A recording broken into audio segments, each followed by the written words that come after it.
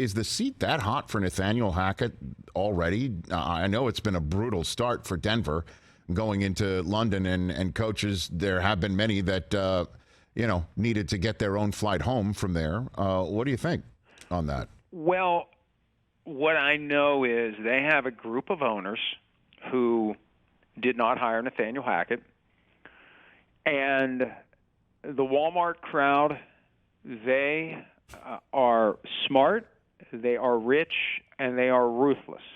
And I mean that in the most positive way the word ruthless can ever be used. They are not going to make anything other than a calculated strategic business decision about what to do with Nathaniel Hackett. And, one of the things that I've heard from people I respect in the league, the idea of compounding mistakes by not admitting them and acting on them. Hey, we made a mistake here. What do we do? Well, let's double down on it so we don't look bad, so we don't have to admit that we made a mistake.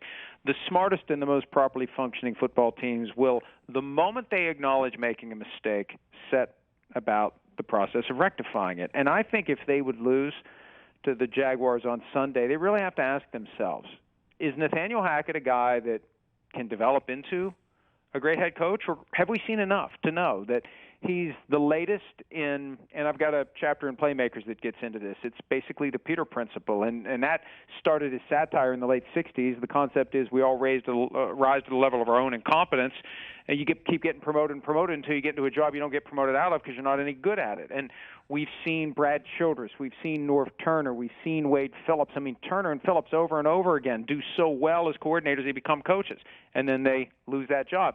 If you've just gotten to the conclusion that Hackett can't do it, then why wait? Why not give E.J. Evero a chance to see if he can stabilize the team, make it all about defense, simplify and streamline the offense, and see if you can kind of create a Seattle vibe from 10 years ago all over again in Denver, because that's probably what it's going to take to get any real value out of Russell Wilson. So I think they have to be thinking about it, and I think we have to understand that these folks are not going to take any options off the table, and they've got no loyalty to anyone who was working in that building the moment that they got the keys to the car. And we've already seen enough. I mean, he seems overmatched, and the customers, the paying customers, would love it if new ownership would make that move. So I'm paying very careful attention to that game next Sunday morning. And then, of course, last one for you. Sean Payton looms over everything when it comes to anybody who's looking for a coach. Our friend and colleague Jay Glazer, who is really the Sean Payton whisperer, went on Fox Sports Radio this week and essentially said the words to Carolina fans, he's not going to be your next head coach. So he would obviously know that. What is Sean Payton's gambit? What do you think his game is here? Like, what do you think he's looking at in your estimation? I think it would be attractive to the Panthers if they had the first overall pick and they didn't have to give up a lot to the Saints to get him. I just can't imagine the Saints letting him go. Right.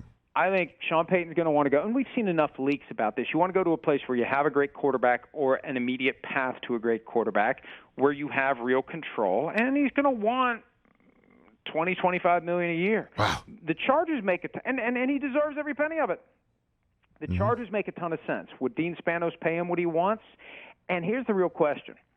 Would Sean Payton take less than what he could get to go somewhere else in order to work with Justin Herbert? Because really, behind Josh Allen and Patrick Mahomes, number 3 right now, I mean, I'd say Justin Herbert, but his current play, is it him or is it horrendous play calling and play design? I don't know. We've seen raw skill from Justin Herbert that I think would fascinate Sean Payton.